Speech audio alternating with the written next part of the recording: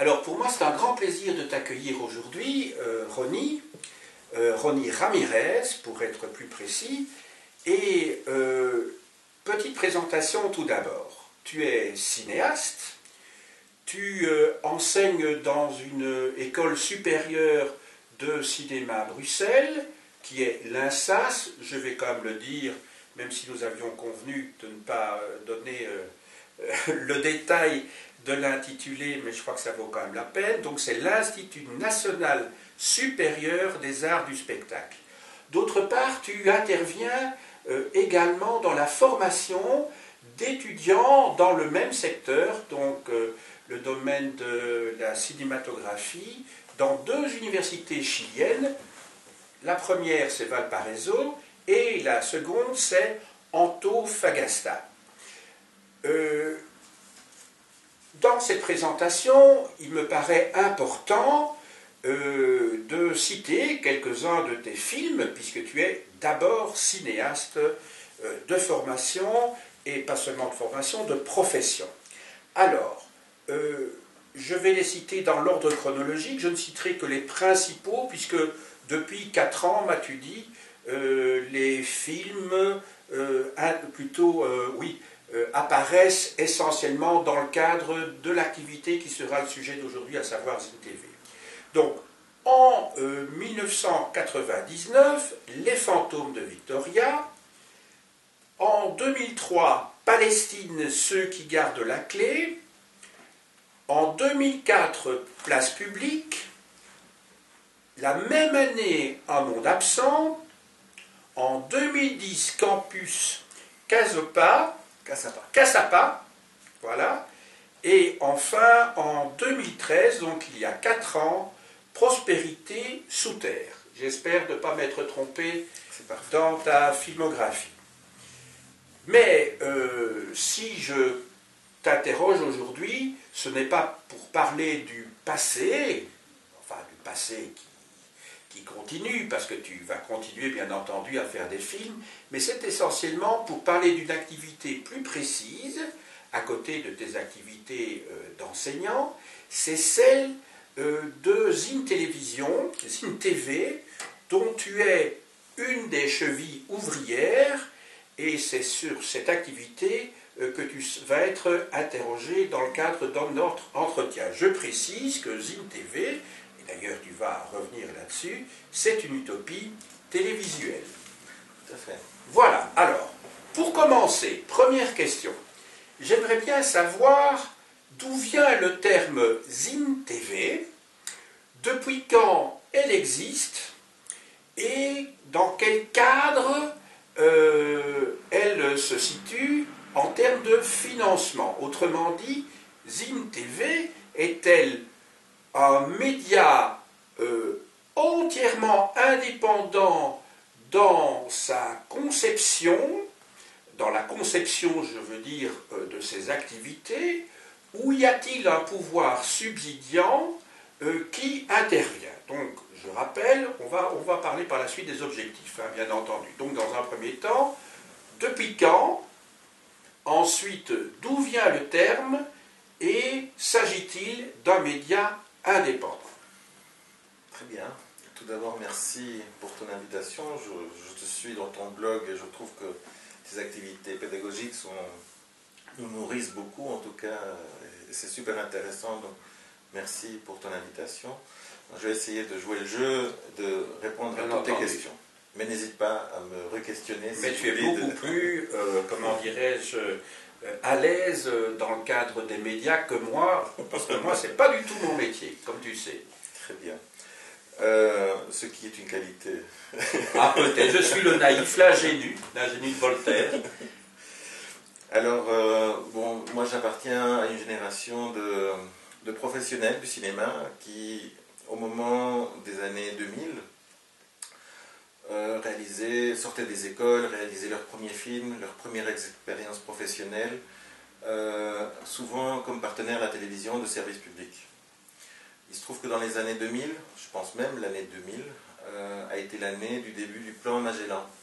C'est-à-dire c'est toute une série de réformes néolibérales qui ont eu lieu au sein de la télévision de service public. En Belgique donc. En Belgique. Oui. On parle de la RTBF, qui était vraiment notre partenaire. D'ailleurs, on a fait nos armes sur des documentaires, sur des films, toujours avec le soutien de l'argent public, donc de la télévision de service public.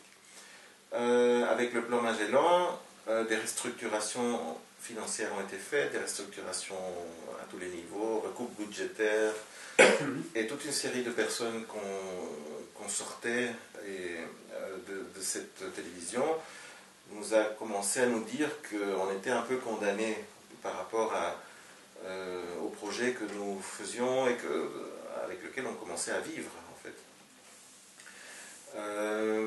Donc, avec nos activités professionnelles menacées, on se posait déjà des questions sur notre avenir. Ça situe plus ou moins à quelle date, tout ça, pour situer dans le temps, approximativement? Donc, quelle décennie au moins? On parle de l'année 2000. L'année 2000, ok. Oui. Oui. Donc ça faisait, moi, 4 ans que j'étais déjà sur le marché de l'emploi, ouais. Et qu'on avait des activités professionnelles avec des cinéastes merveilleux dans le milieu du cinéma indépendant en Belgique. Donc il a fallu trouver un plan B, puisque c'est un mot... Enfin, je dis plan B parce que c'est un mot qu'on utilise 20 fois par jour pour l'instant à propos d'une affaire politique en France. Voilà. Oui. On reviendra au plan B d'ailleurs. Voilà, oui. En tout cas, tout le monde nous disait, nos collègues déjà beaucoup plus expérimentés nous disaient trouver un moyen pour, pas en vivre, mais pour que le type de cinéma que nous faisons puisse survivre, puisqu'il était condamné. C'est-à-dire que pour faire entrer des sous à l'RTBF, des émissions plus lucratives étaient subsidiées et les moins lucratives étaient éliminées. Et donc, tout ce qui est culture commençait à se réduire au sein de la télévision de service public, et tout ce qui était cinéma documentaire était relégué dans des horaires pour les insomniaques et des heures pas possibles. Donc ça, c'était un premier élément. Le deuxième élément, c'est qu'en parallèle de notre travail que nous faisions, qui était très dense, hein, il y avait beaucoup, on le faisait de manière passionnée, avec beaucoup d'amour. Ce travail-là, on le communiquait par ailleurs. Certains de mes collègues le faisaient dans l'enseignement professionnel.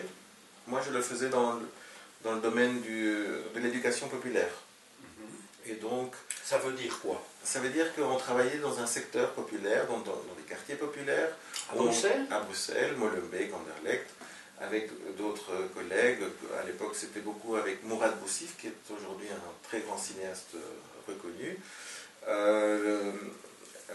L'auteur du film Les Hommes d'Argile, qui était récemment sur les écrans dans les salles de cinéma. Oui. On faisait un travail dans les quartiers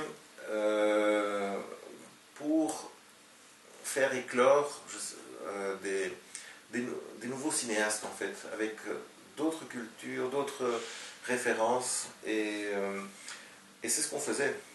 Nos ateliers, littéralement, accouchaient de futurs collègues. Maintenant, se produisait en même temps, à l'heure du bilan de ces ateliers, des Mohamed, des Youssef, des Fatima, qui sortaient caméra en main, étaient reconnus parce que certains recevaient des prix dans des festivals. Oui, je n'ai pas dit tout à l'heure, mais que tes films ont reçu également des prix dans des festivals, justement. Je m'excuse de cet oubli, ça me revient à l'esprit maintenant, par association d'idées. Mais ce n'est pas le plus important. Non, mais enfin, je tiens à le dire quand même. En tout cas, pour les jeunes que nous on formait, c'était une forme de reconnaissance à partir du milieu d'où ils venaient, en fait. Le problème se situait au fait que le marché de l'emploi qui les attendait ne les attendait pas vraiment. Et donc les portes de la télévision se fermaient. Quand tu t'appelles Mamadou ou Youssef, c'est beaucoup plus compliqué, à moins d'aller faire le ménage ou autre chose. Donc le secteur professionnel était compliqué. Et donc on se posait des sérieuses questions sur comment assurer un avenir à nos futurs collègues, oui, duquel on était en train de stériliser sur place, parce que quand ils sortaient, on n'avait rien à leur proposer. Si ce n'est une participation stérile à la vie professionnelle. Donc... Pourquoi stérile? Parce que c'est pas rentable, tu veux dire, sur le plan financier, c'est ça? Oui, parce que... Mais sur le plan créatif, ça pouvait être... non. Oui, ce qu'il y a, c'est qu'à l'époque, on n'avait pas les moyens d'aujourd'hui. C'est ça. C'est-à-dire voilà. l'accès... Tu es muni toi-même d'une caméra. Chose à l'époque, c'était... Très peu de personnes pouvaient avoir une caméra. Il y a 15 ans, quoi, même moins, il y a 10 ans. C'est très récent. Ouais. Ah oui. Et donc, on s'est dit, il faut quelque chose qui fasse, qu'on ait un moteur pour que les jeunes puissent continuer.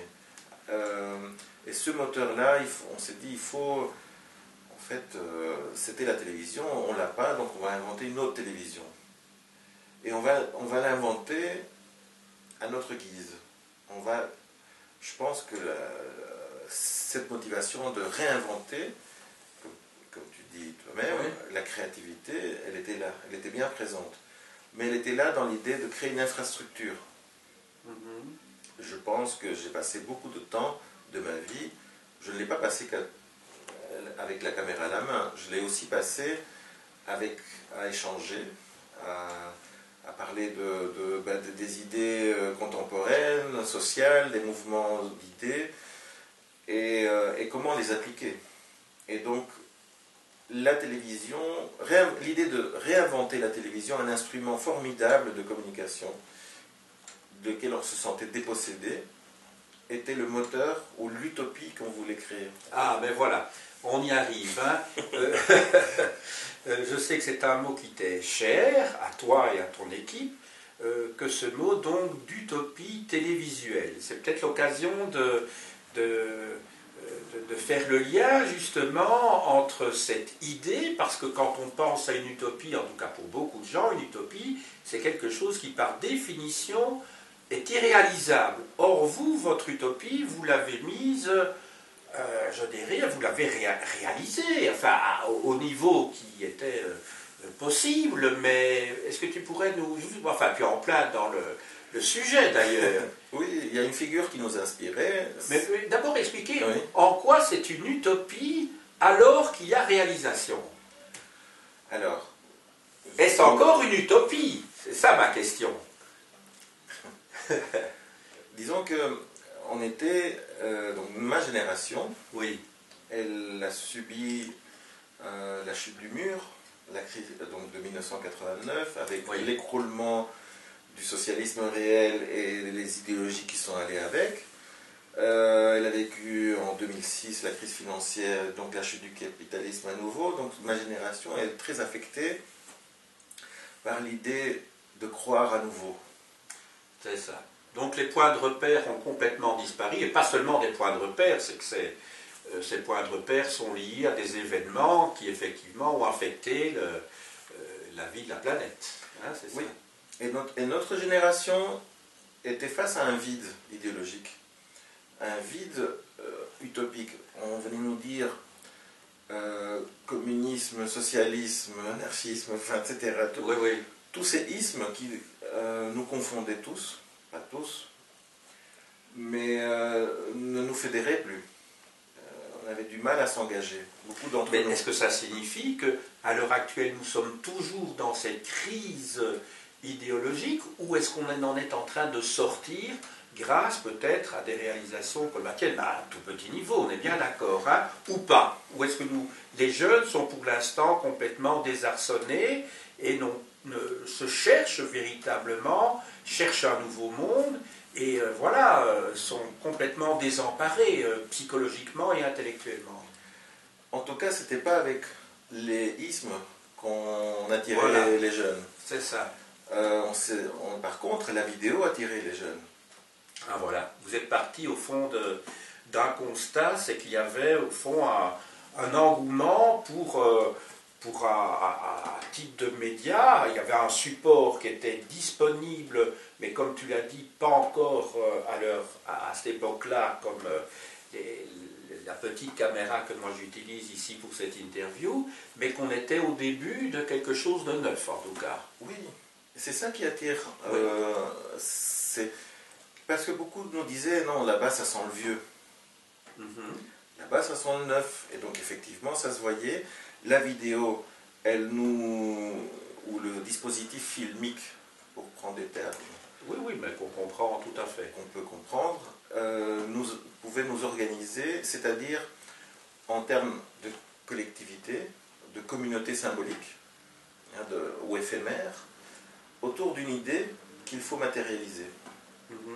Un film, ce n'est qu'une idée, portée souvent par un auteur, dont il rassemble les personnes autour de lui pour la matérialiser en 24 images par seconde. C'est ça, oui. Donc je n'ai pas vu de différence quelque part avec le côté noble de la politique. Parce que la politique, c'est une idée qu'on veut matérialiser collectivement. Oui. Donc on était dans le même créneau, même si ça paraissait très différent. Voilà. Oui. Oui, tout à fait. Il nous a fallu du recul pour... pouvoir conceptualiser le processus en cours. Oui, et même pour le dire aujourd'hui. Oui, tout à fait. Donc pour mettre des mots sur ce que vous étiez en train de faire. Tout à fait. C'est sous la pulsion, c'est sous la passion. Et pourquoi était-ce de l'ordre de l'impensé à ce moment-là? Parce qu'on vivait le moment. Oui, on était dans... Oui, comme tu dis, la pulsion, le mot est peut-être un peu fort, mais enfin, bon, on comprend bien ce que tu veux dire. Pour un latino-américain, non. Ah, d'accord, oui, d'abord. Oui. Et donc, oui, après, il nous fallait inventer cette télévision, ce projet collectif, en fait. Oui, oui. En fait, la télévision était juste un prétexte. Parce que la télévision, c'est quoi si ce n'est le pouvoir? Celui qui détient aujourd'hui les télévisions, celui qui est propriétaire des télévisions, c'est le pouvoir. Oui. Avant, on disait que la presse était le 4e pouvoir. Maintenant, pour toi, c'est le premier pouvoir. Enfin, je simplifie un petit peu l'équation, mais est-ce que quelque part, on voit bien d'ailleurs avec ce qui se passe en politique au jour le jour, on a l'impression que c'est une sorte de... que la politique est devenue une sorte de télé-réalité constante, et qu'on regarde la télévision pour savoir avec quel est le dernier rebondissement dans l'affaire Fillon, avec Donald Trump, avec je ne sais pas quoi. Donc finalement, l'événement est créé par le média lui-même, ou amplifié en tout cas, et à la limite ça s'auto-alimente. Enfin bon, ça, je vois ça de loin, moi je ne suis pas du tout spécialiste des médias, mais... En tout cas, tu as raison, c'est le 4e pouvoir, sans contre-pouvoir. C'est ça. Eh ben, voilà encore une idée en plus qui nous a motivés. Donc il faudrait à l'heure actuelle un nouveau Montesquieu qui a théorisé au XVIIIe siècle l'idée de la séparation des 3 pouvoirs. Maintenant il faudrait repenser le monde actuel en imaginant peut-être quelque chose qui contrebalance ce 4e pouvoir, si je puis dire. Oui. Bon, pour arriver à ça, oui. Comme je dis, il nous a fallu quand même ce grand vide et ce grand moment d'angoisse. Oui. Presque existentiel. Oui. Je pense que sans cela, on n'aurait pas eu la force pour affronter tous les démons qui nous hantaient. Par exemple, comment vivre, de quoi vivre, quel sens donner à sa vie, etc. etc., etc. Quand tu dis on, c'est ta génération ou c'est l'équipe avec laquelle tu vas travailler par la suite? Je pense que ma génération a vécu donc, ces étapes historiques, n'a pas nécessairement pris conscience de ce qu'elle vivait. Nous, on était dans le milieu dans lequel je bougeais, c'était des gens qui ont un profil de gens passionnés, de gens motivés pour organiser des gens et faire un film, par exemple. C'est ça, oui. Et ces gens-là, je me suis rendu compte que je ne partage pas nécessairement la même vision du monde. Je ne partage pas nécessairement les mêmes idées politiques. Mais je partage quelque chose de fondamental avec eux, qui est une envie, un amour pour ce métier. C'est ça, oui. Et donc... Parce que vous êtes des artistes, en fait. Voilà. Oui, oui, mais vous n'ayons pas peur des mots. Mais oui, on peut le dire, vous êtes des artistes, oui. Oui, après la définition des mots et les frontières, c'est un élément intéressant parce que chez InTV, aujourd'hui, donc... Parce qu'il faudra nous expliquer à un moment donné d'où vient le terme ZinTV. Hein. Ça faisait partie des fait. 3 questions que j'ai posées au départ. C'est depuis quand tu es en train de nous expliquer la généalogie du projet. C'est passionnant à entendre, et d'ailleurs c'est essentiel parce que sinon la suite serait inintelligible. Je t'ai demandé de nous parler donc de l'origine du nom lui-même. Tu vas y arriver, je suppose. Et puis, il y avait le problème de l'indépendance de votre média par rapport à un pouvoir qui est peut-être le premier, le deuxième ou le troisième pouvoir, c'est à toi de nous le dire. Oui, mais vous, c'est le 4e. Mais s'il y a un pouvoir subsidiant, ce serait plutôt le premier ou le deuxième, j'imagine, l'exécutif ou législatif. Enfin, tout ça, tu vas nous l'expliquer. Mais je voudrais simplement, tout ce que tu nous dis est passionnant, hein, mais qu'à un moment donné, tu répondes à ces 3 questions-là aussi. Bien sûr. Je dis bien aussi, Bien c'est sûr. pas d'abord. Je vais faire de mon mieux. Voilà, donc continue dans l'histoire du projet parce que comment dirais-je, l'esprit du temps est essentiel. Enfin, l'esprit du temps, c'est un terme un petit peu idéaliste et poétique pour parler des conditions d'abord économiques, sociales dans lesquelles on vit. Et finalement, on se met à penser d'une certaine manière en réaction à un milieu, un environnement dans lequel on vit, face auquel on doit s'adapter ou mourir, si je peux dire. Hein. Bien sûr. Voilà. Il faut accepter, oui, il ne faut pas avoir peur de la mort. Et je pense que ce qui était aussi fondamental dans le mouvement que nous avons lancé, c'est qu'on s'est dit que ce mouvement va grandir, mais il est condamné, un jour il va mourir, le plus tard possible. C'est ça, oui. Mais on ne détient pas la vérité, donc par contre cette aventure, cette belle bataille qu'on livre, elle nous a alimentés, nous a fait sourire, nous a fédérés, nous a fait vivre des choses fertiles.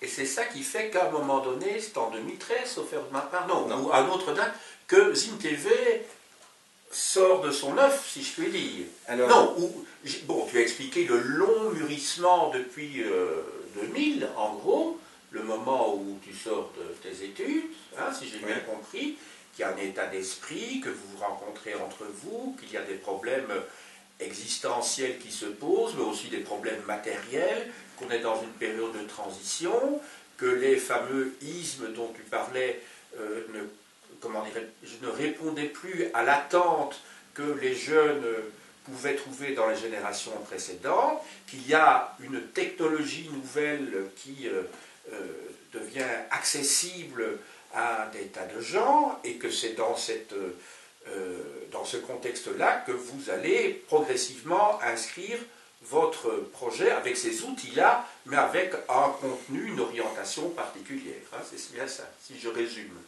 Oui, voilà. Je résume très bien. Oui. Alors, donc en fait, je te raconte mon expérience, mais oui. En parallèle, d'autres personnes que j'allais rencontrer plus tard faisaient aussi leurs expériences sur d'autres terrains qui vont converger. Et je pense que ZinTV converge dans toutes ces rivières.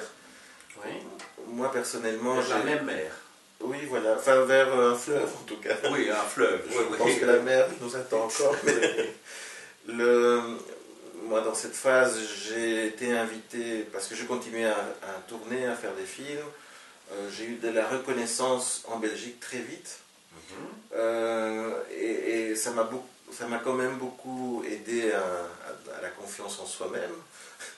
J'ai été invité au Venezuela à ce moment-là pour présenter mes films et travailler avec une nouvelle école de cinéma qui se fondait. Et là-bas, chez moi, ça a été on va dire un des moments les plus importants de ma vie. Oui. Parce que... Ça se situe à quelle date approximativement? Parce que comme je suis historien, j'aime bien je vois. situer dans la chronologie toujours. C'est pour ça que j'ai cité les dates également de ta filmographie, parce que pour moi, c'est...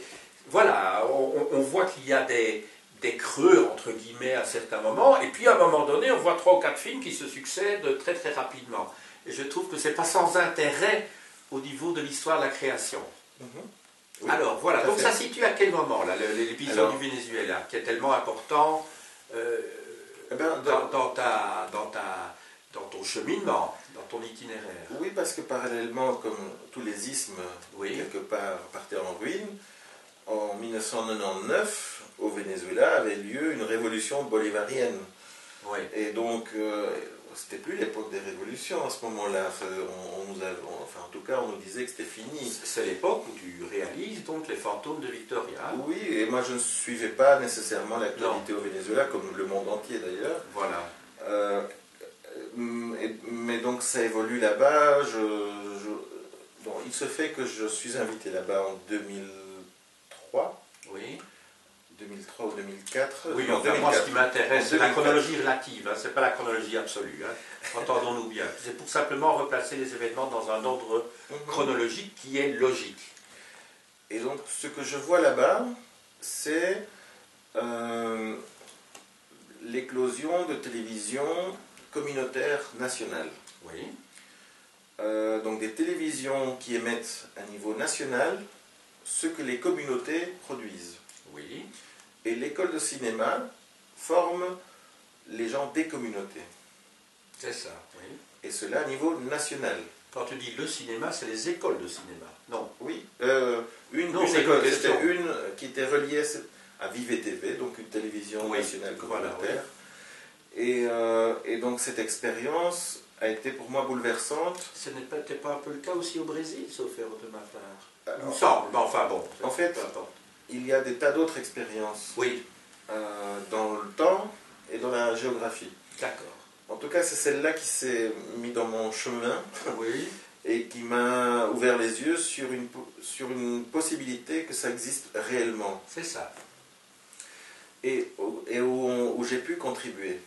Et donc, pendant 5 ans, j'ai fait 8 allers-retours et à chaque fois sur place de 5 semaines pour donner le meilleur de moi-même et vivre une des expériences, je pense, jusqu'à maintenant, les plus grandes pour moi, d'un point de vue intellectuel, professionnel, artistique, politique, Voilà. humain. Et donc, riche de ça, moi, je reviens en Belgique pour partager ça. Je donne toute une série de conférences sur la question. Et dans le public, certaines personnes lèvent la main et viennent vers moi et me disent « Mais en fait, il nous faudrait quelque chose comme ça en Belgique. » Et moi, je leur dis « Mais c'est impossible. C'est une expérience tellement liée à la réalité, à l'histoire du Venezuela, que c'est impossible à exporter. » Et d'ailleurs, je trouve que l'idée d'importer ou d'exporter une idéologie, je trouve ça tellement aberrant parce que je pense que c'est l'heure de se voir soi-même dans le miroir et de voir ce que nous avons de meilleur de nous-mêmes.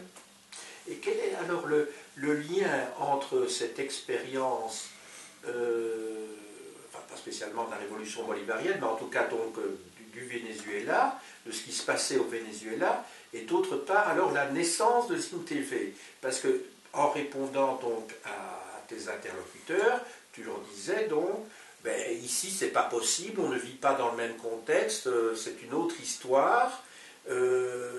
Et alors qu'est-ce qui fait qu'à un moment donné, peut-être que ce que vous avez créé, donc Zin TV, est tout à fait un produit, enfin un produit au sens noble du terme, hein, je ne parle pas d'économie de marché ici, noble du terme d'une autre expérience, où il y a un lien. J'essaie de voir le rapport de cause à conséquence. Alors,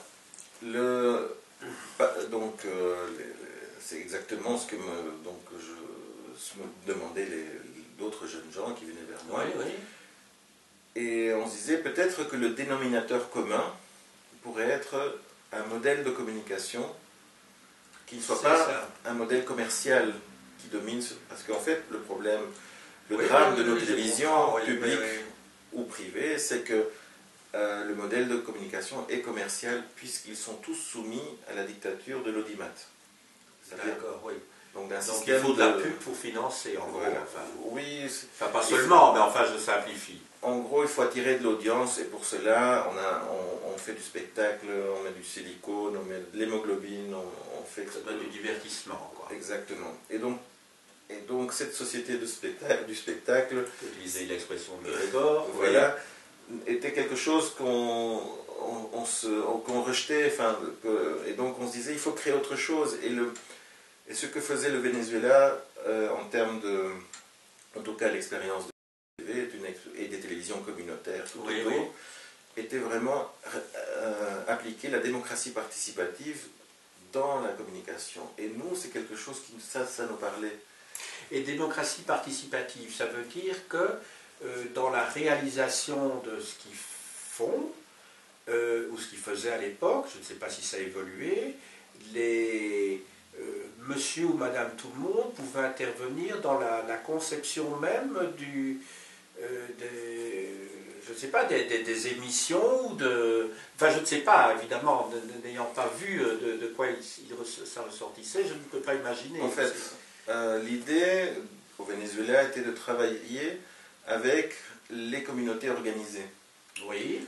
Et donc, c'est pas monsieur, madame, tout le monde, c'est déjà le citoyen impliqué dans le tissu associatif. C'est déjà quelqu'un qui est... Ce que tu appelles au fond communauté, ce sont des associations. C'est pas... Parce que communauté, on pourrait imaginer des communautés religieuses, des communautés, je ne sais pas, moi, qui ont un objet propre de combat, de lutte dans la vie quotidienne, ou de communauté éventuellement ethnique, moi je ne sais pas, hein, puisque je ne sais pas ce que recouvre ce mot communauté. J'essaie ici simplement, tout point qui peut me paraître un petit peu obscur à un moment donné, j'essaie de le lever au fur et à mesure. Bien sûr. Donc une communauté, c'est quoi pour eux et dans ta tête à toi? C'est vrai que le terme communauté en Belgique a un autre sens qu'en Amérique du Sud. Oui. Et la vraie traduction serait associatif. D'accord. Puisque là-bas on travaillait avec les ouvriers, les syndicats, les féministes, oui, mais aussi les représentants des organisations indigènes et afro-descendants ou afro-américains. C'est ça. Donc voilà. Et l'école était un accompagnement académique. On les formait à la réalisation. Donc il y avait des communautés indigènes qui créaient leur propre boîte de production. C'est ça.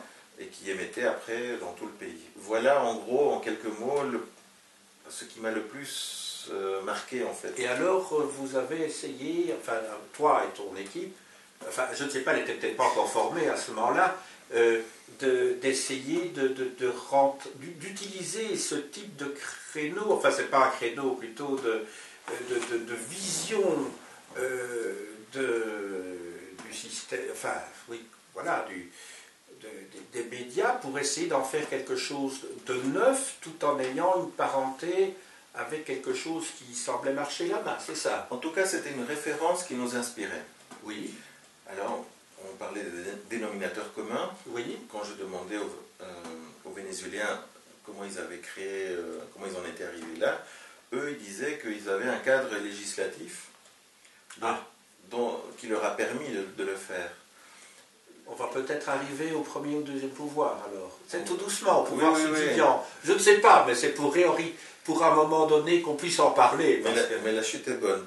Parce que ce qu'ils m'ont dit, c'est oui. En fait, on s'est inspiré de la loi d'éducation permanente qui est en Belgique. Ah oui, voilà, d'accord. Et donc, en Belgique, je dis, vous savez que les Vénézuéliens, eux, utilisent une loi que nous avons pour faire quelque chose qui me semble être une des expériences les plus formidables. Et on s'est dit, alors, si eux l'ont fait, pourquoi pas nous? D'accord. Nous qui vivons dans un pays industrialisé, développé, et on n'a pas les problèmes qu'ont les Vénézuéliens. Et alors vous avez quoi? Introduit un dossier au ministère? Non, je ne sais pas. Non. Je dis n'importe quoi puisque je ne suis pas au courant. Non, mais c'est important d'aborder cette question-là parce que avant cela, d'autres expériences avaient commencé par de cette manière-là. On introduit un dossier et puis les choses se font. Nous, on s'est dit, on va faire tout dans l'autre sens. C'est-à-dire, on va d'abord créer une dynamique. Oui. On va être bénévole, on va hisser un drapeau. Oui, d'accord. D'abord montrer de quoi on est capable de faire, pas pour se vendre, je veux dire commercialement parlant, mais pour montrer qu'on a une expertise et que ça peut marcher. C'est ça en fait. C'est ça. Et en fait, dans cette dynamique, il y a des gens qui sont venus, qui ont un profil de personnes de bonne volonté, qui ont des gens pas nécessairement, alors personne de la profession. D'accord, c'est ça, oui. C'est essentiellement des militants sociaux, des artistes, Oui. Des journalistes et quelques cinéastes. Et ça situe au début des années 2010 ou On est toujours dans à la fin de la décennie précédente? vers 2008-2009. En fait, Oui. ZTV se crée officiellement en 2009. En 2009. Oui, c'est-à-dire on a un numéro d'entreprise, on le légalise, on a un nom de domaine sur Internet. Oui, d'accord. Et donc le 29 septembre 2009, nous naissons formellement. D'accord. Mais tu comprends que pour arriver à ça, il y a eu tout un cheminement, tout un processus de maturation pour dire voilà, maintenant c'est l'heure de mettre les choses sur papier et d'éclaircir, de rendre plus figuratif quelque chose qui était très abstrait. Oui. Et voilà, ce qui était très important pour nous, c'était de ne pas surgir, olé olé, nous sommes nous sommes le nouveau contre-pouvoir. Oui, oui. Parce que nous avions étudié aussi d'autres expériences, comme celle de Zalia TV en France, à Paris, qui est aussi une télévision associative qui a fermé ses portes, parce que vraiment, très vite, ils avaient pris le rôle de contre-pouvoir, en fait. Nous, on s'est dit, d'abord, investissons dans la pédagogie, dans la formation. Donc, ZinTV est un double projet. Oui. Celle de l'utopie, et peut-être là, c'est celle de construire la télévision du XXIe siècle, complètement réinventée. Avec un objectif sociétal qui est donc cette orientation, ce cadre pédagogique. C'est ça? Alors, non, c'est pas ça. C'est pas ça. Donc, c'est un double projet. Donc, le premier pilier, c'est vraiment de créer un média, donc une télévision du XXIe siècle. Ça veut dire ce projet est matérialisé sur la base de tout ce que nous on met dedans. Et donc nous on souhaite, pour l'instant, ça c'est nos objectifs, c'est de revaloriser le mot télévision de ce service public. C'est une télévision qui soit réellement au service du public. En distinguant bien service public d'appareil étatique. Oui. Oui, ben c'est une... Et un complément. Et quelle est sa mission éducative, avec une vocation éducative, culturelle et informative. C'est pour cela que nous ne sommes pas que cinéastes, nous sommes aussi journalistes, nous sommes aussi cinéastes, mais on est essentiellement des communicateurs. Voilà, donc ça c'est le premier projet. Le double projet, c'est cela se fait avec les gens, avec la participation citoyenne. C'est-à-dire avec le monde non professionnel ou avec les associations, ou en tout cas enraciné dans ce que la société a de meilleur à nous offrir, c'est-à-dire les mouvements sociaux, les maisons de quartier, les maisons de jeunes, les organisations populaires, les syndicats, donc c'est un projet qui est quand même assez différent de Mediapart, par exemple, qui ne va pas dans cette voie-là, me semble-t-il. C'est dans l'idée mais parce qu'a priori, je t'ai d'ailleurs posé la question avant le début de l'entretien, je t'ai demandé, est-ce que ZinTV ressemble un petit peu à Mediapart? J'ai maintenant la réponse. Mediapart est un média professionnel, avec des pros qui bossent et qui sont rémunérés. D'ailleurs, comment sont-ils rémunérés? Il faudrait fouiller. Les abonnés, sans doute, les abonnés. Ça passe par une participation, je pense. Effectivement, chaque article, tu le payes. C'est ça, voilà. Nous, on s'est dit, on fait payer rien. Ou ce qu'on fait payer est vraiment symbolique. Parce qu'on ne veut pas mettre l'obstacle là. On le met ailleurs, l'obstacle, en fait. Et il est C'est un épouvantail qui s'appelle pas d'argent. C'est-à-dire, on n'y va pas pour se faire de l'argent chez ZinTV. Ce qui, pour l'instant, nous a préservé de beaucoup de problèmes. Parce que la question de l'argent est toxique. Oui, bien sûr. Et c'est bien pour ça que j'ai posé la question du pouvoir du financement tout à l'heure, pour savoir, il y a quand même un financement. Tu peux quand même l'évoquer ici, maintenant. Je pense que dans toute action, il y a une économie. Et ça, il ne faut pas se voiler la face. Voilà. Il y a un moment où on parle d'argent. Oui. Mais nous, on a tenu que l'évolution de ZinTV soit d'abord par la dynamique pour consolider une équipe. Oui. Qui se respecte, qui a appris à travailler ensemble, qui a appris à éclaircir ses idées et en fait à se faire confiance. Quand ZinTV se réunit, dans les réunions, il y a des fous rires, il y a de l'affect, enfin, il y a beaucoup de tendresse entre nous. C'est quelque chose qui est chargé de tout ce processus-là, en fait. Oui, oui. C'est une aventure. Oui, oui. Et c'est pas le conseil d'administration d'ING, d'accord. C'est ça. Oui, c'est ça. Et nous évoluons ensemble. Oui, oui. Et donc, dans ce processus de dynamique, on a ensuite créé une infrastructure qui est basée dans l'idée de maintenir cette dynamique. Oui, oui. Et donc, elle a un système d'organisation qui consolide cette dynamique oui. et qui se professionnalise. Et donc, nous sommes maintenant dans cette phase d'institutionnalisation. Pour que cette dynamique, en fait, cette dynamique nous a permis de créer une identité. Oui. Et donc, cela évolue dans une institutionnalisation. Ça veut dire quoi? Ça veut dire qu'on commence maintenant à être reconnu par le pouvoir, par l'État. Oui. Et donc, on commence à recevoir des subsides. Alors, question subsidiaire, puisqu'on est dans le problème du pouvoir subsidiant, dont je n'étais pas peut-être tout à fait dû au hasard. Tiens, tout à coup, elle vient de m'échapper, cette question subsidiaire. Ah oui, peut-être, voilà, ça me revient. Est-ce que le pouvoir ne s'intéresse-t-il pas à vous ou prend en considération votre entreprise, votre initiative, parce que vous pourriez devenir dangereux pour lui-même? Question que je pose. Pour l'instant, nous ne sommes pas dangereux. Parce que pour mais vous pourriez peut-être l'être un jour. Est-ce que ce n'est pas maintenant qu'il faut éventuellement vous récupérer, parce que peut-être plus tard, ce sera trop tard pour le pouvoir? C'est une question que je pose, hein, rien d'autre. C'est une question bienveillante et nous nous posons la même question. Oui. Certains d'entre nous refusent les subsides.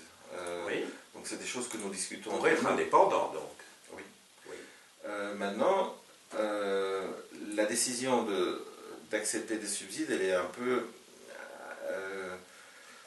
en fait, les activités que nous faisons un jour, il y a quelqu'un, un militant oui.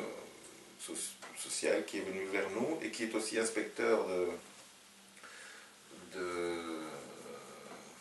d'éducation permanente. Il dit, mais en fait, ce que vous faites, c'est de l'éducation permanente. Oui. Alors, on a pris ça au mot. Ah bon, voyons voir, effectivement, on a présenté un dossier et qui a été accueilli à l'unanimité, autant administrativement qu'au niveau de la commission. Et en fait... Et ça dépend du ministère de l'Enseignement? De la fédération. De la culture. Ça dépend de la culture. Les questions techniques... Non, mais enfin, bon, oui, enfin... Oui, enfin non. Peu importe, voilà, d'accord. J'imagine que c'est la culture. Ou l'enseignement, ça ne peut être que ces deux ministères-là qui peuvent être concertés. Mais je suis un peu mal à l'aise parce que c'est pas moi qui m'occupe de ça. Mais c'est pas le plus important. C'est pas le plus important. Et en fait, le plus important, c'est que on n'a fait aucune concession pour recevoir cet argent. Donc il n'y a pas le ministère, au moment où il accepte de subsidier, ne vous fixe pas un cahier des charges à respecter, avec des limites à ne pas dépasser. Vous devez produire, j'imagine, un certain nombre de choses, parce que vous n'êtes pas dans le système des emplois fictifs que nous évoquions. Ce que nous faisons correspond au cahier de charges. On travaille avec des adultes, on travaille avec... Voilà, c'est ça. On crée des outils pédagogiques. Voilà. Et en fait, cet argent nous a énormément aidés. Oui, bien sûr. Voilà, bien sûr. C'est pas quelque chose... non, mais ça, je n'en doute pas. L'argent est toujours, hein, on est bien d'accord. Hein. On n'a pas de honte à... Il peut corrompre aussi, mais enfin, ce n'est pas votre cas apparemment à ce stade-ci. Ceci dit, je ne préjuge en rien du tout de la suite de l'aventure. Si c'était beaucoup d'argent, peut-être, mais ce n'est pas le cas. Ici, en fait, on est en janvier 2017. Oui. C'est à partir de janvier 2017 que... On est début février, on est le 2 février. On est le 2 février, mais c'est le premier mois que nous avons avec quelqu'un salarié à mi-temps. Oui. Donc, c'est pour nous... Oui, mais de toute façon, c'est une goutte d'eau pour voilà. la fédération Wallonie-Bruxelles. Hein, Ce que je veux dire, c'est que Zine TV a commencé à grandir. Oui. À grandir et avoir de plus en plus d'activités. Ce qui veut dire, ça implique aussi des frais, ça implique aussi de la bureaucratie. Et tout n'est pas que le romanticisme de prendre la caméra et aller voir les gens. Non. Il y a toute une série de choses qu'il faut assumer avec responsabilité. Et je pense que l'État nous aide à le faire, c'est fantastique. Oui, bien entendu. Avant de venir sur vos réalisations concrètes sur le terrain, ce que vous faites autrement dit, hein, parce qu'on n'en a pas encore parlé, on est toujours au fond dans cette utopie en voie de réalisation, jusqu'à présent on est toujours dans ce premier chapitre qui concerne la longue maturation et la mise en place progressive d'un projet. Hein. On n'est pas encore aux réalisations à ce stade-ci d'interview, en tout cas.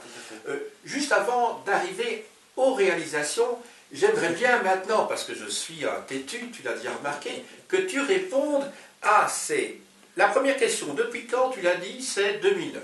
Ça, j'ai bien compris. Maintenant, l'origine du mot. Zine TV, parce que Zine en bruxellois, parce qu'il y a peut-être des Français qui sont ici, moi ça m'évoque, je ne connais pas la réponse, je le dis tout de suite aux auditeurs et aux auditrices, mais Zine, en néerlandais ça veut dire le sens, et Zine que, ça veut dire en petit, puisque le que en bruxellois veut dire petit, hein, issu de Zine que, ça renvoie au métissage, à la bâtardise, et quand on dit d'un petit chien qui est dans la rue, c'est un zineke, ça veut dire en fait que on ne sait pas très bien qui est son père, qui est sa mère, et il y a aussi en Belgique, je dis toujours ça à l'usage de nos auditeurs auditrices français ou françaises, il y a chaque année, une fois c'est un week-end ou un samedi je crois, une parade à Bruxelles qui s'appelle la Zineke Parade. Alors, est-ce qu'il y a un rapport entre Zine TV et les différentes étymologies qui me sont venues à l'esprit, ou pas du tout, et il s'agit peut-être d'initiales de Z, I et N qui veulent peut-être dire des choses tout à fait différentes. Voilà. En fait, on cherchait un mot qui nous identifie. Oui. Et donc c'est très compliqué. On a passé des semaines, des mois à chercher, et on aimait le mot Z, enfin pardon, la lettre Z. Du film de Costa Gavras. Oui, évidemment. Zalia TV était pour nous vraiment aussi une source d'inspiration. Ah oui, vous avez en tête... le Z nous aimait bien. La dernière image, on voit Yves Montand là qui... Et Trintignant. Oui, tout à fait. Hein. On aimait le mot Z parce que c'est le dernier de l'alphabet. Oui, voilà, oui. Mais on a sans trouver le... Ah non, moi je confonds avec Ico Vicard de Costa Gavras. Je confondais. Yves Montand joue aussi dans Z. Ah, il joue aussi dans Z, oui, c'est juste. Je confondais avec Ico Vicard, oui.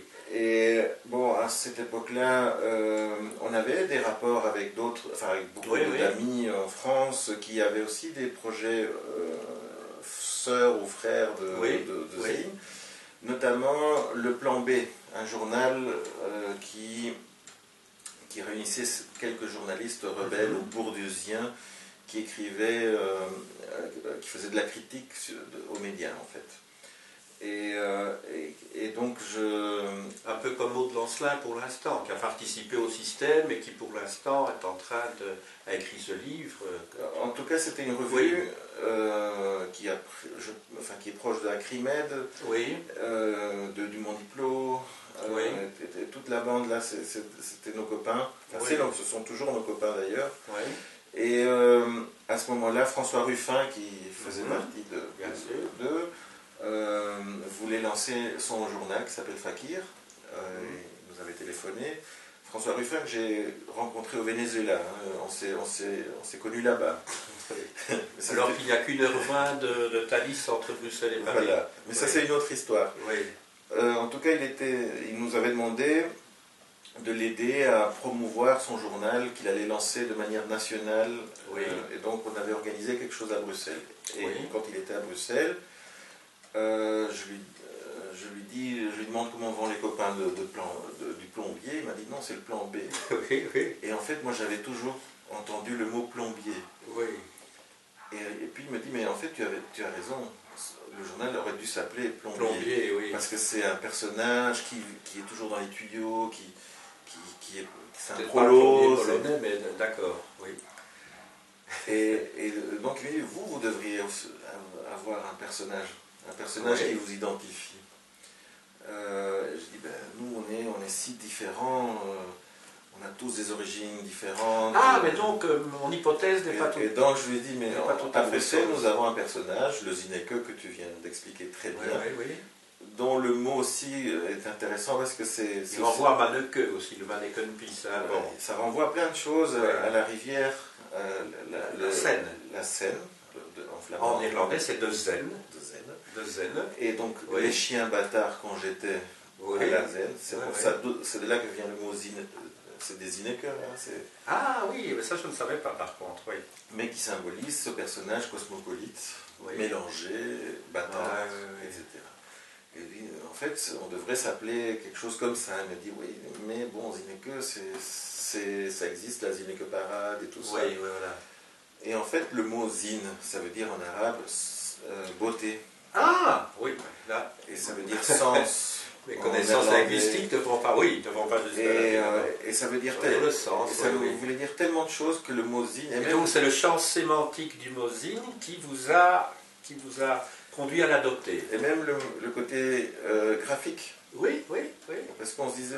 Parce que le N et le Z, en fait, le N est un Z retourné éventuellement. Voilà, éventuellement. Ça. Oui. Et donc on se disait vraiment, on construit de la mémoire, mais on construit de l'esthétique aussi. C'est important pour nous, la forme. Et donc c'est comme ça que le mot Zine TV. Voilà, j'ai ma réponse. Et TV pour donner ce côté projet. Hein. Tout à fait. Le public. Maintenant c'est clair. Alors, maintenant on va peut-être parler plus précisément des réalisations, mais avant de parler des réalisations, pourrais-tu nous citer, je crois que ça leur fera plaisir, le nom de tes principaux collaborateurs et expliquer quelles sont leurs formations et comment vous partagez le travail? Alors, nous sommes pour l'instant le noyau dur de Zine TV, c'est vraiment les 4 piliers qui soutiennent quotidiennement, c'est notre pain quotidien, c'est notre préoccupation quotidienne de tous les jours. On est 4. Alors il y a Anne-Sophie, Guillaume, qui est la personne qui s'occupe de l'administration. Je dis ça, ce n'est pas juste que de l'administration parce qu'il a plein d'autres qualités. On a par principe chez nous l'idée qu'on est tous polyvalents. Oui. On a une capacité intégrale. En fait, vous êtes tous des hommes orchestres, quoi. Exactement. Oui. On peut tous faire l'administration, on peut tous faire la comptabilité, on peut tous tenir une caméra et on peut tous faire un atelier vidéo. C'est ça. Mais on a des vocations. C'est ça. Donc Anne-Sophie a cette particularité incroyable de ce courage de s'affronter efficacement aux questions administratives et qui pourrait répondre parfaitement aux questions sur les pouvoirs subsidiants. Etc. Voilà, oui. Donc elle domine vraiment tout ça. Au-delà qu'elle domine parfaitement la matière, c'est quelqu'un qui a fait ses études à l'IEX et qui a fait 6 mois de stage au Venezuela, non pas à la télévision. Mais donc l'IEX, pour les amis français, donc c'est l'Institut des hautes études en communication. Tout à fait. Qui se trouve dans le centre de Bruxelles, près de Mannekenpis d'ailleurs. Enfin, me semble-t-il. Oui, et d'où sortent beaucoup de journalistes qui aujourd'hui sont... Voilà. Enfin, je disais Mannekenpis parce que peut-être que s'il y a des touristes français, c'est quand vous êtes à Mannekenpis, vous allez un petit peu plus loin dans la même rue et vous tombez sur l'IEX. Voilà. Elle avait fait d'ailleurs son mémoire de fin d'études sur la télévision participative. C'est comme ça que nous nous sommes rencontrés. Voilà. Oui. Ensuite, il y a Maxime Kouvaras. Maxime est quelqu'un qui a une formation de sciences politiques, une expérience solide en journalisme, travaillé comme correspondant pour la télé grecque. Comme son nom l'indique d'ailleurs. Voilà. Et puis au contact de cette dynamique, il a complètement assumé et porte le projet journalistique de Zine TV. Oui. Valentin Fayet est quelqu'un qui a fait une formation professionnelle en montage et donc domine tout ce qui est post-production. Il a de l'expérience professionnelle dans le milieu du cinéma indépendant avec quelques réalisateurs assez importants. Est tombé amoureux du projet, et ne le lâche plus, et c'est quelqu'un qui assure chez nous tout ce qui est post-production. Oui. Voilà. Moi, je viens du cinéma, j'apporte aussi mon expérience politique, relationnelle. Alors maintenant, quand vous... comment ça se passe? Vous avez l'équivalent d'un comité de rédaction, je ne sais pas comment ça s'appelle, mais enfin moi j'essaie de me présenter les choses, et vous vous dites, bon, maintenant, il y a un sujet brûlant dans l'actualité, ou un sujet qui n'est peut-être pas brûlant, mais qui est latent, un problème sociétal ou social qui est latent dans la société qu'il faudrait traiter. Comment ça se passe? C'est une décision, j'imagine, collective, puisqu'il n'y a pas de division du travail, tu nous l'as bien expliqué, et alors on se lance sur ce projet et ça conduit à la réalisation de quoi? De formation, de clips, je ne sais pas, j'essaie d'éclairer un petit peu les choses. Alors donc nous avons une mission informative, oui, mais également dans la culture, enfin dans éducative et dans le domaine pédagogique. Donc. Tout à fait. Oui. Toutes ces lignes se croisent. Les frontières chez nous, elles sont pas nettes. Oui, bien sûr. Donc, en ce qui concerne la partie informative, donc le journalisme, c'est un mot qui chez nous sonne parfois comme un gros mot. Oui, oui. C'est un espace qu'on ouvre en fait aux militants sociaux, aux organisations sociales qui viennent vers nous, qu'on accueille et qui nous disent par exemple, écoutez nous, le mois qui vient, il y a des grèves, on voudrait que ça se sache, puisque les médias on ne les montre pas ou les montrent d'une autre manière. Nous on aimerait qu'on accueille, on a un espace d'accueil en fait. Et donc cet espace, on l'a appelé la permanence vidéo des luttes sociales. Oui. Elle est essentiellement destinée aux mouvements sociaux. Et donc nous, on tient une réunion toutes les 2 semaines où qui veut vient. Et s'il n'y a personne qui vient, Qui veut vient, c'est-à-dire parmi ceux qui souhaitent voir la réalisation d'un... on discute collectivement sur ce qui est important. Est bien présent, bien sûr. Oui, c'est ça. Sûr. Voilà. Oui, non, parce que quand vous pouvez imaginer qu'il arrivait que tu te retrouves tout seul le jour de la permanence.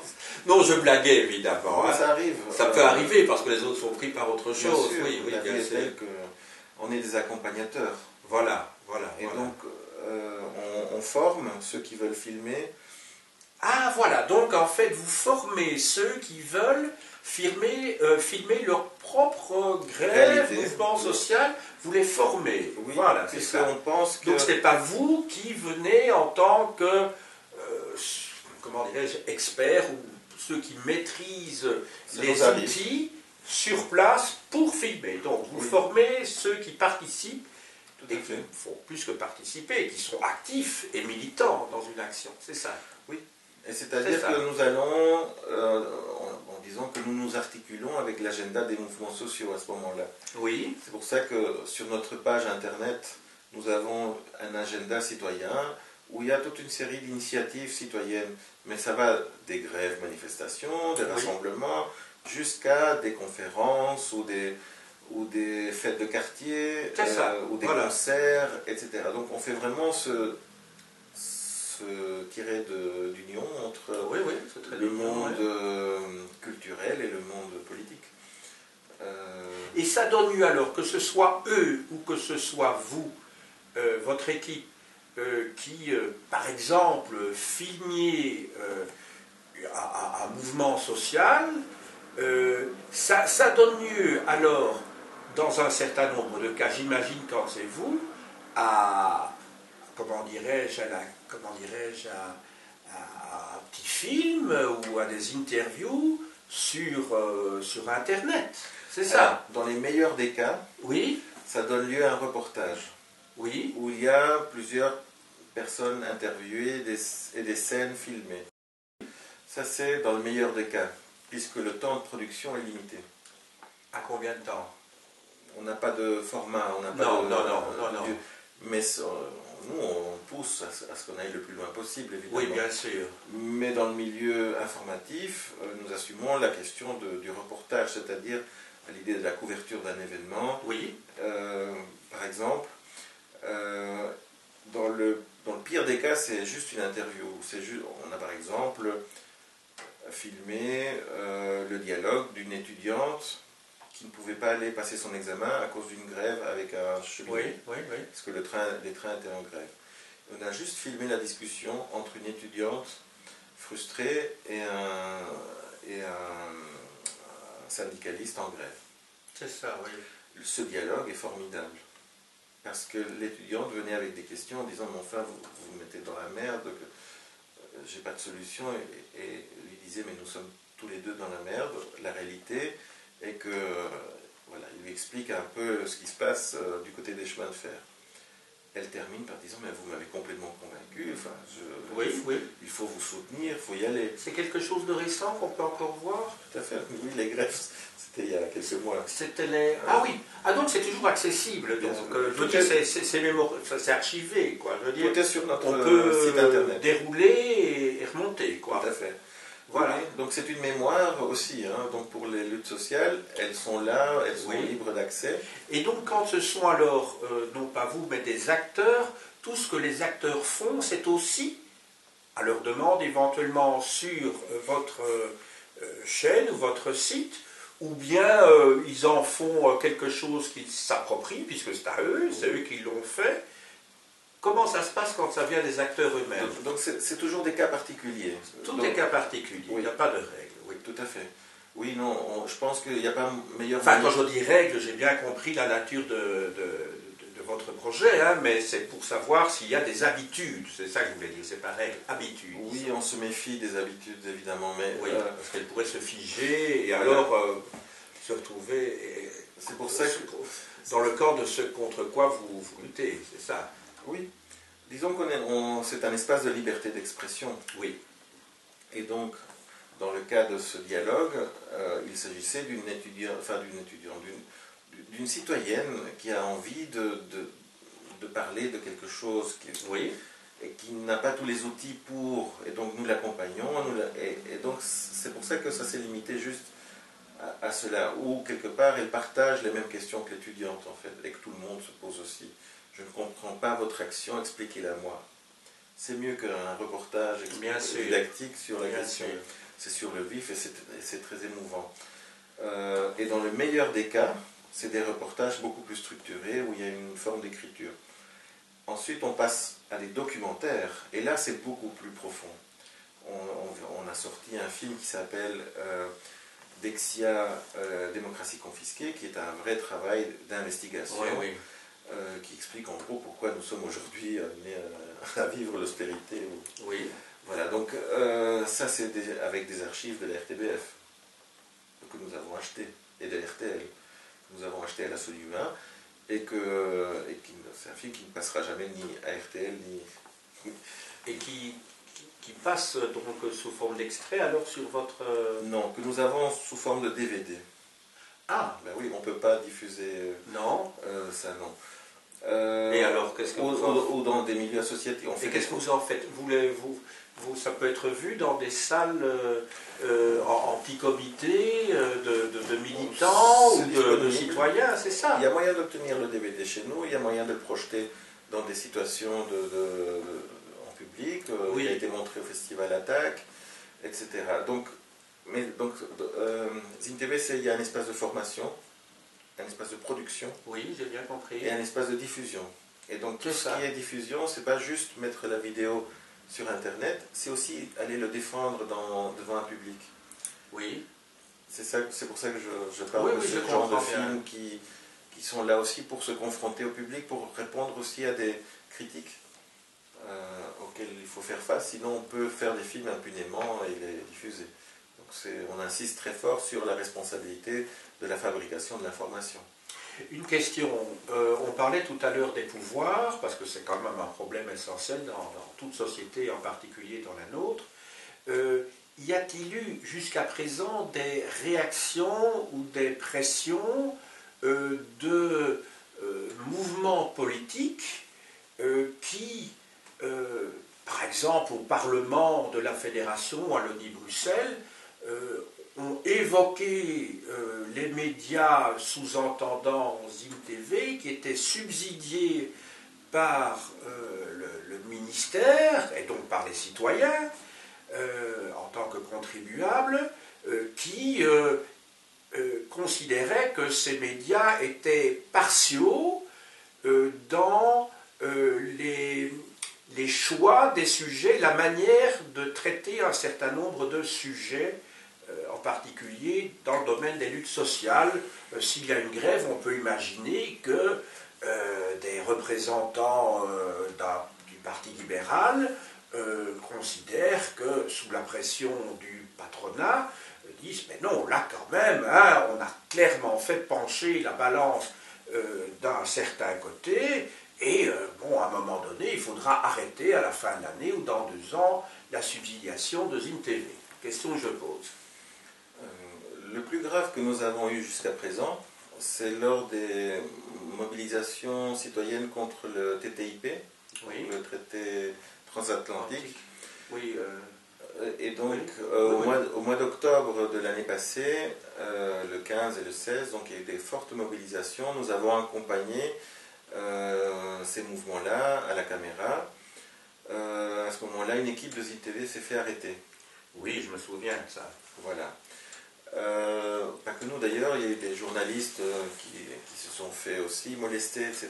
Mais donc, par la police, ignorant peut-être qui vous étiez. Non, mais peu importe de toute façon.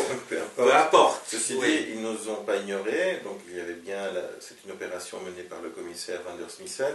Vous savez que dans les manifestations, on finit finalement par tous se connaître. On se connaît tous. Et lorsque l'équipe de ZimTV se faisait embarquer, l'équipe disait nous sommes des journalistes, etc. Oui.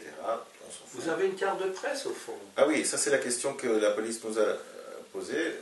Vous êtes des journalistes, montrez votre carte de presse. Vous n'avez pas de carte de presse, vous n'êtes pas des journalistes. C'est ça. Hop, embarqué. Bon. Et pourquoi vous n'en avez pas au fond? Parce qu'il faut être reconnu par l'association belge des journalistes. Oui.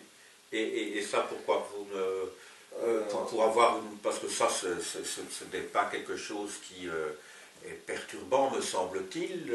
Ce n'est pas un pouvoir en tant que tel, je veux dire, ce n'est pas un pouvoir d'État étatique. Non, c'est une corporation. C'est une corporation, c'est ça. Et pour y accéder, il faut, pour être reconnu et pour avoir une carte de presse, il faut pouvoir démontrer toute une série de... Enfin, ton salaire... Ah, d'accord, voilà. Ton employeur. Voilà. Or, nous, si on voilà. parle de salaire... D'accord, je comprends. Vous ne rentrez pas tout à fait dans le profil type qui est demandé dans cette corporation. N'empêche que ce n'est pas une mauvaise idée d'y accéder et de l'avoir. Oui, voilà. Mais ça n'enlève pas le droit fondamental aux citoyens de filmer une action policière dont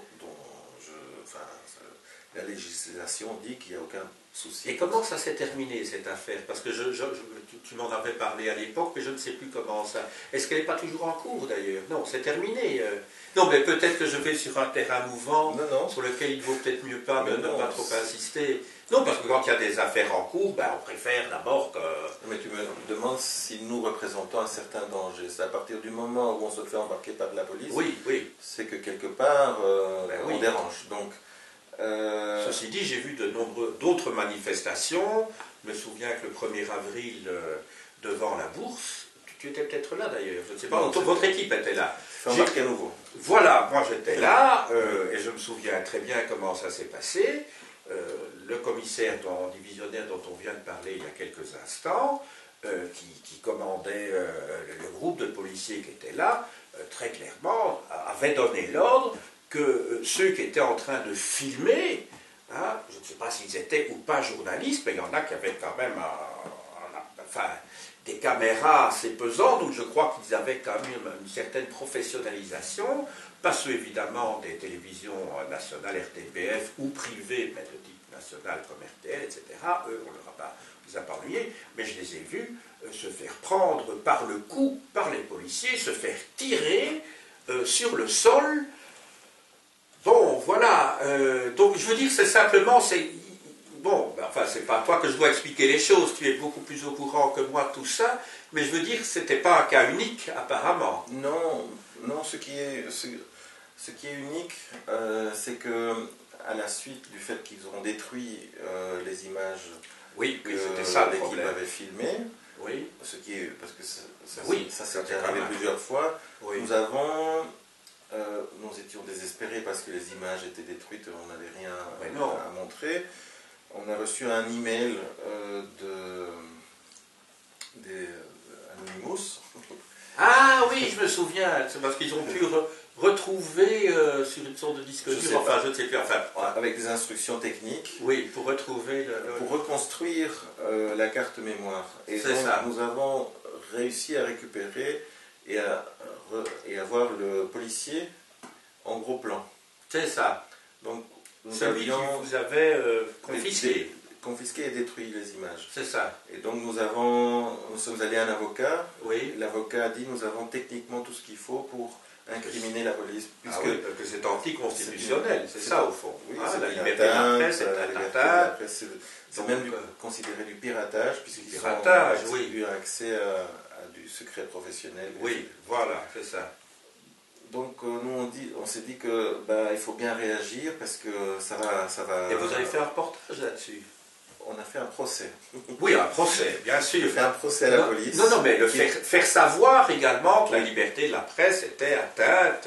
Oui, pour payer l'avocat, on a fait un concert pour récolter des fonds. Oui, oui. Et pour payer le procès, enfin tous les frais liés au procès, et qui est toujours en cours.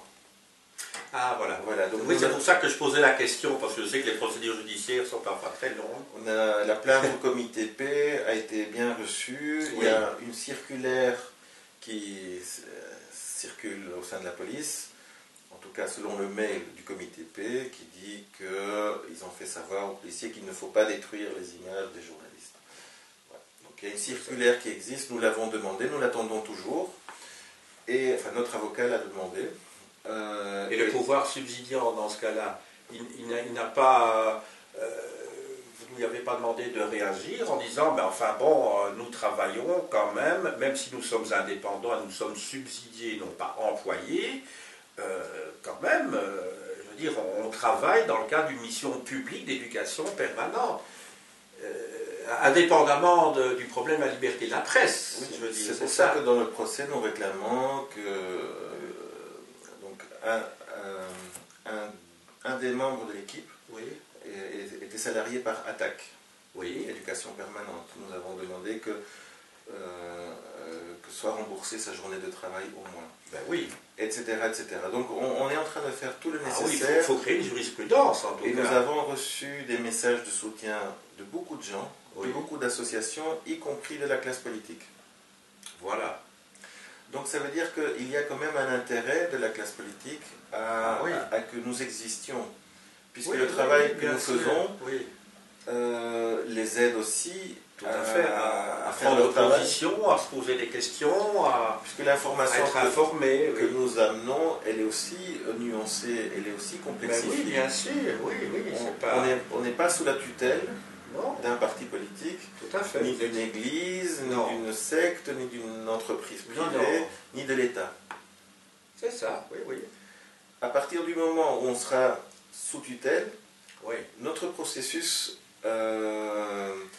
on va dire, plus fonctionner de la même manière. Pouvoir citoyen sera avorté. Oui, bien sûr, c'est plus possible. Voilà, donc vous êtes dans une situation intermédiaire qui vous permet d'avoir une latitude, comment dirais-je, d'action, en n'étant pas justement chapeauté sous une chape de plomb de l'appareil étatique. Donc il fallait trouver le système, vous l'avez trouvé, mais c'est effectivement, j'imagine, un équilibre difficile à tenir à long terme. Enfin, je n'en sais rien, espérons que ça marche. Mais enfin, on sait quand même en Belgique qu'il y a certains partis au niveau fédéral, pas au niveau régional et communautaire, qui peut-être, il se fait qu'on est en communauté, en fédération Wallonie-Bruxelles, mais si c'était en Flandre, ça aurait peut-être posé des problèmes. Si le chemin était difficile... Tu vois ce que je veux dire, Non, mais nous on préfère que ce soit difficile parce que... puisque nous nous articulons avec le monde citoyen, qui lui est vivant, ils sortent des initiatives tous les secondes, donc ZinTV est quelque chose de vivant. Oui. Oui, oui, bien sûr. Bien sûr, je comprends bien. Je voulais te poser encore 2 ou 3 petites questions, et puis on ira tout doucement vers la fin de cet entretien qui est passionnant. Avez-vous des collaborations avec d'autres médias en Belgique et à l'étranger? Ça, c'est ma première question. Et la deuxième, votre champ d'investigation à ZinTV, s'est-il limité à la Belgique ou s'est-il étendu à d'autres pays, voire à d'autres continents? Donc il y a 2 questions, 2 sous-questions dans le pot qui vient d'être posé sur la table maintenant. Donc la première, oui, c'était... Je me souviens parfaitement. Voilà. La première, c'est la collaboration, et la deuxième, c'est le champ d'investigation. Voilà. Alors, donc d'autres projets de médias existent. Hein. Oui. Est-ce que vous collaborez avec eux? C'est ça ma question. Alors, avant de collaborer avec eux, nous collaborons avec eux, mais je vais y arriver. Oui. Ce sont des médias que nous avons appris à connaître sur le terrain. Oui. Un peu comme nous, on s'est rencontrés dans les manifestations. D'accord. On rencontre aussi des personnes qui ont des appareils photo. On demande, tiens, vous faites quoi? C'est ça, voilà. On est un collectif de photographes. Ah bon? Le collectif Krasny. Hein, et donc, on s'est dit, tiens, il y a des gens qui font la même chose que nous. Ah oui. En photographie. Tiens, il y a la même chose que des gens comme nous qui font la radio. Par exemple? Radio Panique, Radio Campus, ce sont des radios libres où participe la citoyenneté. Et donc, on a commencé à collaborer structurellement ensemble, organiquement ensemble. Par exemple, pour la COP 21, oui, à Paris, concernant l'environnement, on s'est coordonnés pour voir, par exemple, les entretiens que nous faisions, nous les envoyons de telle manière que à Radio Panique qui les diffusait. C'est ça. Voilà. Et puis des affinités se font, et vraiment, je pense que là, il y a un noyau intéressant. C'est ça. Très important d'une coordination de médias qui travaillent ensemble pour créer ce contre-pouvoir, en tout cas cette élaboration d'informations citoyennes. Voilà. Radio, photo, vidéo. Est-ce qu'à un moment donné, évidemment, ici c'est un clin d'œil que je suis en train de te faire, mais est-ce que vous n'arriverez pas peut-être un jour à créer une sorte, je sais que le mot est horrible, mais de corporation semblable à l'Association belge des journalistes, hein, qui défendra les intérêts de tous ceux qui œuvrent dans le même sens? C'est ça que je veux dire. Parce qu'il y a peut-être des positions, c'est plus facile de se défendre quand on est plusieurs que tout seul, par définition, face au pouvoir public, dans certaines circonstances judiciaires, par exemple. Bien sûr. D'ailleurs, on a reçu le soutien de tous ces médias, Radio Panique, oui, voilà. Krasny ont été formidables. Et ce sont vraiment, il y a le journal Kairos aussi. Ah oui. Donc, est-ce qu'on est en train de créer une nouvelle corporation? J'en sais rien. Oui, mais j'ai dit entre guillemets, c'est un clin d'œil. Hein, ce qui est intéressant, c'est qu'on ne sait pas. On fonctionne aussi sur tâtonnement. On oui, va vers quelque part où on essaye des choses, ça marche, ça marche pas. Avec cela, vous aimez bien l'aléatoire aussi. J'ai l'impression. C'est-à-dire que, à l'inverse de tous ces mouvements qui se terminent par iste ou isme, avec une ligne, je dirais, de parti, ou même des lignes dans des comités de rédaction, là, ben, vous fonctionnez un petit peu sur le mode de la pensée aléatoire, avec une sorte d'arborescence, et on ne sait pas exactement dans quelle direction on va, tout en ayant quand même, en tout cas à l'instant présent, des orientations qui sont claires, mais peut-être que dans un an, ce sera autre chose, quoi. J'essaie de résumer, mais peut-être que je caricature ce que vous faites. Hein. Disons que ce n'est pas le noir absolu, il y a quand même des lumières qui nous éclairent notre chemin. Donc, oui. Et cela, ce sont les références dont on parlait dans l'histoire. Enfin, l'entretien serait interminable, oui, de toute façon, on va voir. Mais il y a d'autres expériences. Je parlais du Venezuela, de Zalia TV, mais il y a les groupes Medvedkin, il y a le ciné-train de Medvedkin, il y a Cuxacanema au Mozambique, il y a en Bolivie l'expérience de Saint-Inès, etc. Et donc ce sont des utopies en fait, hein, mais dans le sens réalisable et pas dans le sens... Même en Belgique, on oublie qu'il y a eu une chaîne éducative qui s'appelait Canal Emploi, dont les propriétaires étaient les 2 syndicats. Ah oui.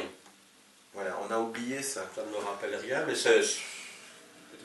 j'étais peut-être pas concerné à cette époque-là, ou peut-être que je n'avais pas la télévision, parce qu'il m'a fallu longtemps avant d'avoir la télévision. Qui a duré environ 8 ans, oui.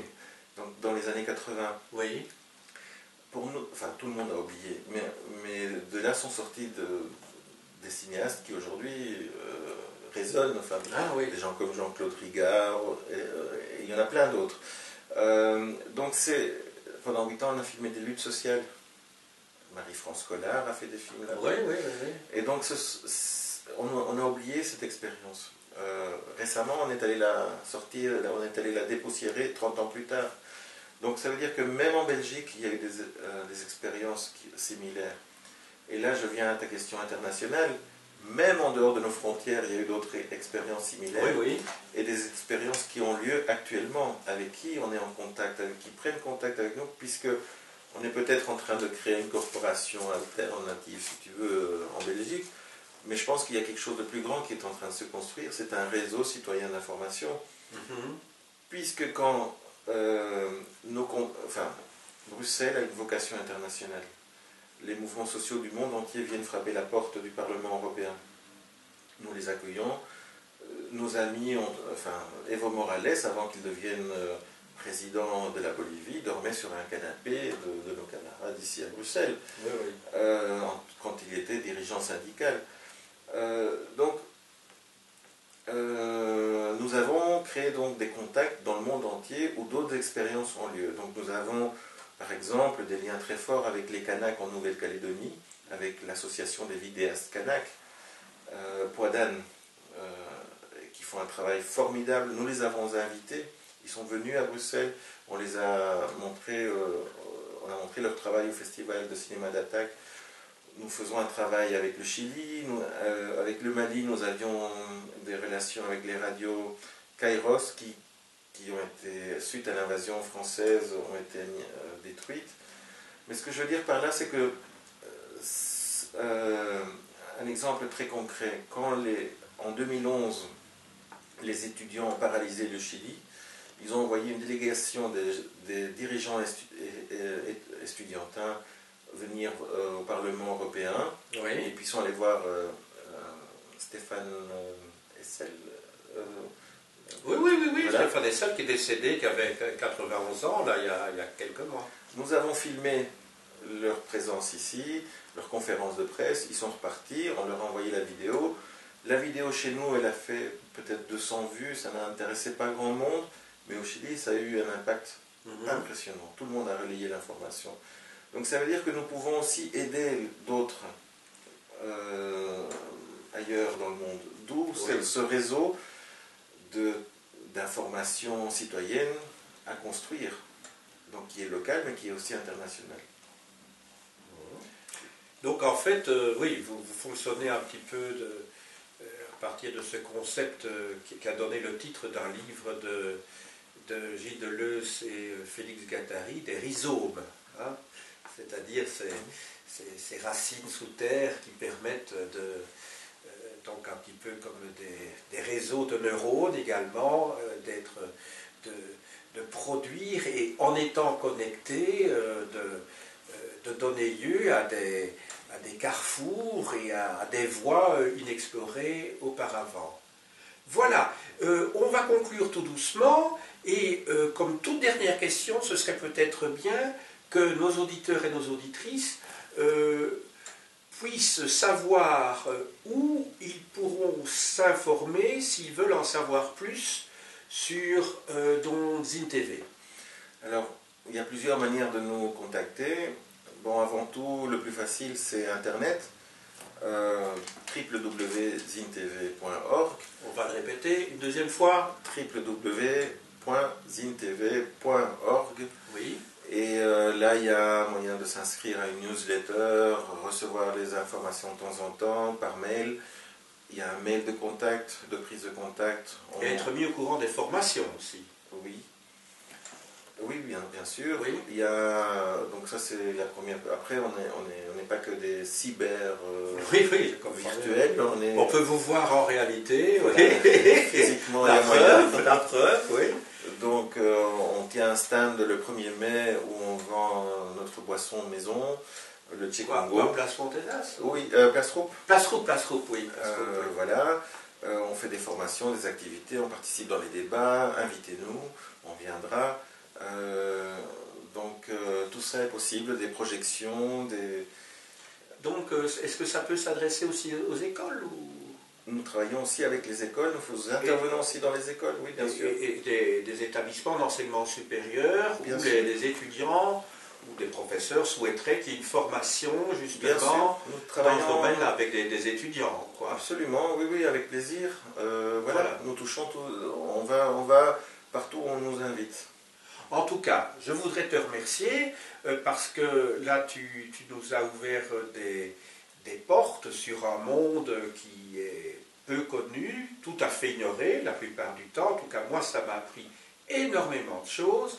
Et je me dis que tes étudiants, donc à l'Institut national supérieur des arts du spectacle, donc à l'INSAS, à Bruxelles, ont vraiment beaucoup de chance de t'avoir comme professeur dans le domaine de la réalisation de films.